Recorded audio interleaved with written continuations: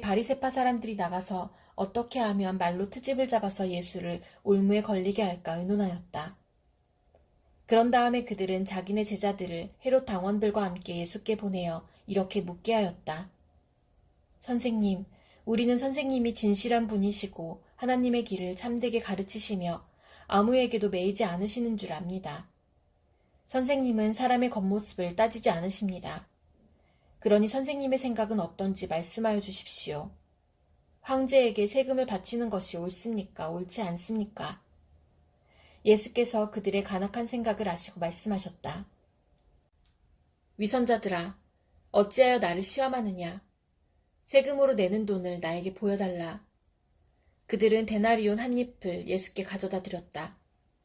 예수께서 그들에게 물으셨다. 이 초상은 누구의 것이며 적힌 글자는 누구를 가리키느냐? 그들이 대답하였다. 황제의 것입니다.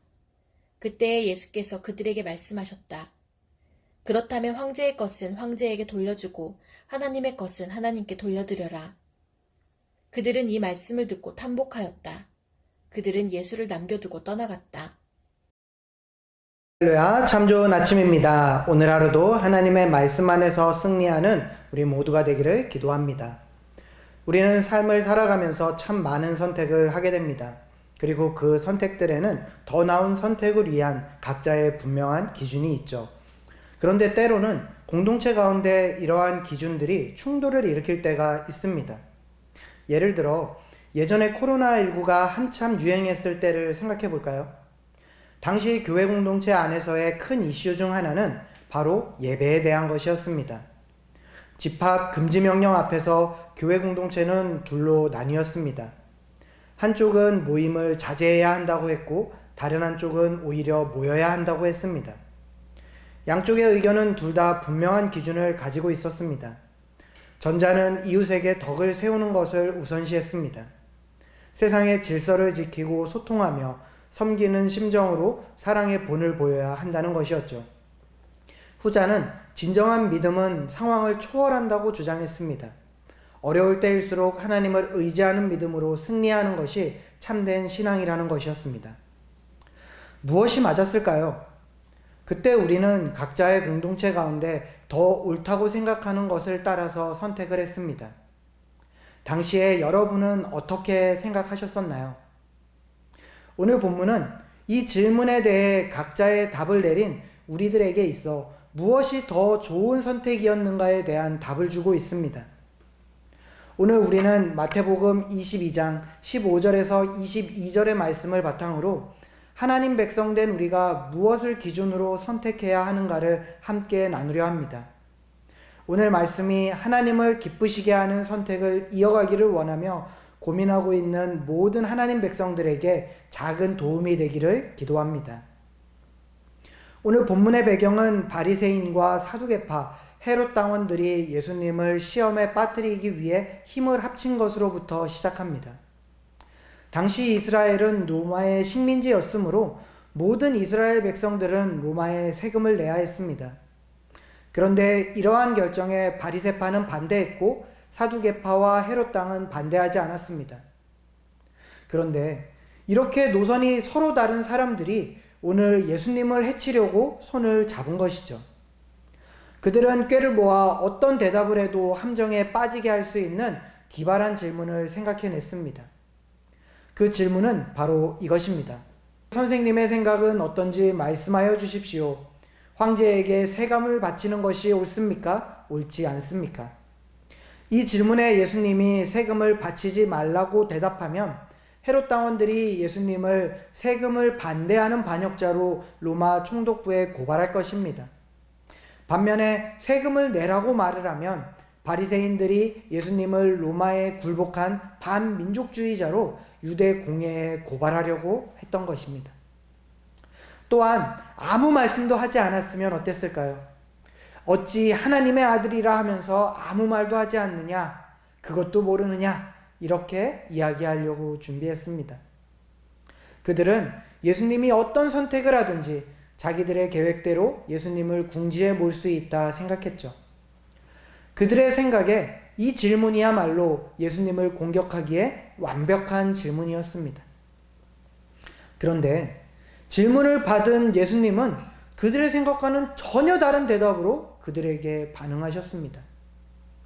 예수님은 그들에게 세금으로 내는 돈 하나를 가져오라고 하셨습니다.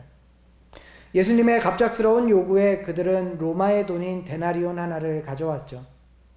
당시 로마 황제 티베리우스가 발행한 데나리온에는 황제의 초상과 그를 신성한 존재로 칭하는 문구가 새겨져 있었습니다. 예수님이 데나리온을 가져온 그들에게 질문하셨습니다. 이 초상은 누구의 것이며 적힌 글자는 누구를 가리키느냐? 바리새인들과 헤롯 당원들이 대답했죠. 황제의 것입니다. 데나리온이 황제의 것이라고 고백한 그들에게 예수님이 이어서 말씀하십니다. 그렇다면 황제의 것은 황제에게 돌려주고 하나님의 것은 하나님께 돌려드려라. 이 말씀은 그들의 공격을 되받아친 명쾌한 대답이었습니다. 그들은 승리를 예상하며 쾌재를 불렀다가 오히려 당황하며 자리를 떠나야만 했습니다. 예수님의 말씀이 어떤 의미였길래 이들이 아무 말도 못하고 떠나갔던 것일까요?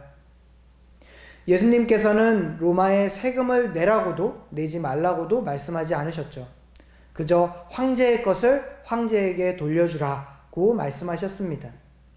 이 말씀은 너희들이 쓰고 있는 로마 돈은 로마 황제가 만들었으니 그 주인인 로마 황제에게 돌려주는 것이 옳다라는 뜻이었습니다. 그리고 이어서 하나님의 것은 하나님께 돌려드려라 라고 말씀하셨죠. 여기서 문맥상 하나님의 것은 하나님께서 만드신 것이라는 뜻입니다. 즉 하나님의 형상으로 하나님께서 만드신 너희를 너희의 진짜 주인이신 하나님께 드려야 한다라고 말씀하신 것이죠. 그들이 탐복하며 떠난 것은 단순히 예수님이 함정을 피하셨기 때문만이 아니었습니다. 예수님의 대답이 오히려 그들 자신을 향한 날카로운 질문이 되었기 때문입니다. 너희는 황제의 것을 황제에게 돌려주면서 하나님의 것인 너희 자신은 하나님께 돌려드리고 있느냐? 예수님의 이 반문 앞에 그들은 아무 말도 할 수 없었던 것이죠. 사랑하는 여러분, 오늘 말씀이 우리에게 전하고 있는 핵심이 바로 이것입니다. 우리의 진짜 주인은 누구인가? 라는 것이죠. 성경은 창세기 1장 27절에서 사람의 창조에 대해 이렇게 말합니다. 하나님이 당신의 형상대로 사람을 창조하셨으니 곧 하나님의 형상대로 사람을 창조하셨다. 하나님이 그들을 남자와 여자로 창조하셨다. 이 말씀대로 사람은 하나님의 형상대로 지어진 하나님의 피조물입니다. 사람에게는 우주 만물을 창조하시고 운행하시고 다스리시는 전능하신 하나님의 지문과 숨결이 새겨져 있습니다. 메이드 인 코리아 이런 것처럼 완전하신 하나님이 지었다는 사인이 그 안에 새겨져 있는 것입니다. 하지만 안타깝게도 죄로 인해 사람 안에 하나님 형상이 훼손되었고 우리는 그 죄로 인해 하나님과 떨어지게 되어 본래 우리의 자리를 잃어버리게 되었습니다. 그런 우리에게 예수 그리스도께서 오신 것입니다. 예수님께서는 우리의 죄를 십자가에서 대신 지심으로 우리를 하나님과 화목해 하시고 훼손된 하나님의 형상을 회복시키셨습니다. 새 사람을 입은 새 피조물이요 하나님의 백성, 하나님의 자녀가 된 것이죠. 그리스도 안에서 새 생명을 얻은 우리가 다시 하나님께 속할 수 있게 된 것입니다. 이와 관련하여 오늘 본문에서 돌려드리다 라고 하는 단어의 헬라어 의미는 오늘 말씀의 핵심을 더 분명하게 우리에게 보여줍니다. 돌려드리다에 사용된 헬라어는 아포디돔이라는 단어인데 여기서 아포는 떨어져서 분리하여 라는 의미이고 디도미는 돌려주다, 넘겨주다의 의미로 원래 주인에게 마땅히 돌려주어야 할 것을 구별하여 돌려준다 라는 뉘앙스를 가지고 있습니다. 즉 예수님께서 말씀하신 황제의 것은 황제에게 돌려주고 하나님의 것은 하나님께 돌려드려라 라는 그 말의 의미는 세금을 내느냐 그렇지 않느냐의 단순한 대답이 아니라 하나님의 형상을 따라 지음받은 모든 사람들은 하나님의 소유이기에 구별하여 그 주인이신 하나님께 그 삶을 온전히 돌려드려야 한다는 것을 말씀하고 계신 것입니다. 사랑하는 여러분, 하나님은 하나님 백성의 삶이 살아있는 거룩한 제물이 되기를 원하십니다. 로마서 12장 1절은 이렇게 증거합니다. 형제자매 여러분, 그러므로 나는 하나님의 자비하심을 힘입어 여러분에게 권합니다. 여러분의 몸을 하나님께서 기뻐하실 거룩한 산제물로 드리십시오. 이것이 여러분이 드릴 합당한 예배입니다. 오늘 예수님께서는 자신 앞에 온 사람들 모두를 향해서 너희 삶 가운데 세상에 속한 것들을 구별하여 세상 가운데 살아가되 하나님의 형상을 닮은 너희는 하나님의 사람으로 거듭난 삶을 살아라 라고 말씀하고 계신 것입니다. 하나님 백성들이 이 세상을 살아가며 마주하는 수많은 선택지들이 있습니다. 예를 들어 저에게 와서 고민을 나눈 분들의 고민은 이런 것들이 있었습니다. 가정이 먼저인가요? 교회가 먼저인가요? 마르다의 섬김이 중요한가요? 마리아의 예배가 중요한가요? 한정된 재물을 가지고 이웃을 섬기는 것이 먼저일까요? 주님께 드림이 먼저일까요? 교회 안에서만 은혜를 찾을 필요가 있을까요? 어디서든 은혜만 받으면 되지 않습니까? 이 외에도 다양한 선택의 고민들이 있었습니다. 그런데 이 모든 질문들의 공통점이 무엇입니까? 바로 둘 중 하나를 선택해 주십시오 라고 하는 이분법적인 사고입니다. 그러나 오늘 본문이 우리에게 보여주는 답은 전혀 다르죠. 어떤 선택을 하든지 그 선택이 우리의 주인 되신 하나님께 영광이 되느냐라고 하는 것입니다. 이 옳은 결정을 위해서 우리는 말씀 안에서 성령을 의지하며 기도해야만 합니다. 이제 오늘 말씀 그 처음에 제가 제기했던 질문으로 돌아가 볼까요? 코로나19 상황 가운데 두 가지 상반돼 보이던 의견이 있었죠. 그 가운데 무엇이 맞았던 것일까요? 두 입장 모두 성경적인 가치를 담고 있습니다. 어떤 교회는 방역 수칙을 철저히 지키며 이웃 사랑을 실천하는 것이 하나님께 영광이라고 판단을 했고, 어떤 교회는 예배의 본질을 지키는 것이 하나님께 영광이라고 판단을 했습니다. 오늘 예수님께서는 이 두 가지 선택지에 있어서 전혀 다른 답을 우리에게 주십니다. 어떤 선택이든 상관없다. 다만 중요한 것은 그 선택을 내리는 가운데 무엇이 기준이 되었냐라고 하는 것이다 라고 말씀하시는 것이죠. 하나님의 자녀된 우리의 선택은 어떤 선택이든 하나님의 주권 아래에서 그분의 영광을 위해 내려져야만 합니다. 그 가운데 각자의 상황이 다르기에 꼭 어떤 선택이 정답이다라고 말할 수는 없습니다. 같은 고민 안에서 다른 결정이 나올 수 있다는 것이죠. 그렇기에 겉으로 드러나는 결정은 우리가 치열하게 다툰 것에 비하면 생각보다 큰 문제가 되지 않을 수도 있습니다. 하지만 그 결정을 내리는 우리에게 우리의 주인 되신 하나님이 없다면 어떨까요? 그것은 어떠한 선택이든 너무나도 심각한 문제가 되는 것입니다. 하나님 백성들의 선택 가운데 상황과 성령의 인도하심에 따라 다른 결정들이 나올 수는 있지만 그 결정의 중심에는 반드시 하나님이 계셔야만 한다는 것이죠. 그 증거로 우리는 오히려 하나님 안에서 결정할 때 하나님께서 허락하시는 진정한 자유와 화합을 경험하게 됩니다.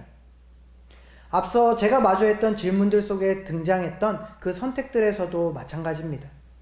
사실 가정과 교회는 대립하는 관계가 아니죠. 가정을 돌보는 것도, 교회를 섬기는 것도, 물질을 드리는 것도, 이웃과 나누는 것도 하나님 안에서 행해질 때 모두 하나님 백성이 하나님께 드리는 예배인 것입니다. 이 모든 것이 대립이 아닌 주인 되신 하나님 안에서 하나님께 영광 돌리는 것이라는 것이죠. 그렇기에 하나님 중심의 결정은 반드시 공동체와 이웃을 향한 사랑을 포함합니다. 그러므로 하나님 안에서 내린 결정이라면 서로 다른 결론에 이르렀더라도 상대의 선택을 정죄하지 않고 존중할 수 있게 되는 것입니다. 이것이 우리에게 왜 중요한가 하면 사실 이 세상은 우리를 그렇게 하나 되도록 하나님 앞에서 온전하게 살아가도록 호락호락하게 두지 않습니다. 오히려 계속해서 방해하고 우리를 겁주고 우리를 몰아가죠. 그렇기에 예수 그리스도의 십자가 은혜로 참된 자유를 주신 은혜 아래 살아가는 우리에게는 나는 여호와만 선택하겠다라고 이야기했던 그 여호수아의 단호한 결단이 필요합니다. 여호수아는 가나안 문화와 이스라엘 신앙 사이에서 그 선택을 강요받던 시대에 오직 나와 내 집은 여호와를 섬기겠다라고 선언했습니다. 수많은 선택지 앞에서 주인이 누구인지를 분명히 하는 선택을 한 것이죠. 우리도 마찬가지입니다.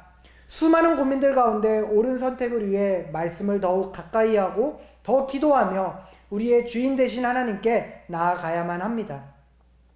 여러분, 오늘 본문에서 예수님께서는 황제의 것을 황제에게 돌려주는 것이 맞냐고 묻던 사람들을 향해 그렇다면 너희는 하나님의 것인 너희 자신을 하나님께 돌려드리고 있느냐라고 반문하셨습니다. 그리고 이 시간 우리에게도 동일하게 예수 그리스도께서 질문하고 계십니다. 이 시간 말씀 앞에서 우리 각자를 돌아보기를 원합니다. 나는 지금 하나님의 사람으로서 온전한 모습으로 살아가고 있습니까? 아니면 하나님의 자녀라 고백하면서도 여전히 세상에 속한 모습 그대로 살아가고 있지는 않습니까? 분명한 사실은 당시 사용하던 황제의 동전들은 지금은 사용되지 않는다는 것입니다. 세상의 것에는 분명한 기한이 있습니다. 우리는 그것을 죽음이라고 말합니다. 하지만 하나님의 것은 영원합니다. 세상에 속해서 세상의 것으로 드릴 때는 이 땅에 사는 동안만 세상에서 영광이지만 하나님께 속해서 하나님의 것으로 드릴 때는 영원히 하나님께 영광인 것이죠. 여러분, 그렇다면 우리는 어떻게 이 영원한 선택을 이어갈 수 있을까요? 이 시간 여러분 앞에 놓일 선택들을 생각해 보시길 바랍니다.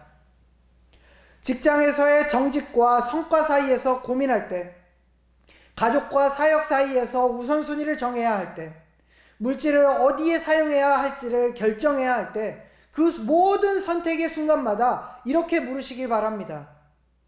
이 선택이 나의 진짜 주인 되신 하나님께 영광이 되는가?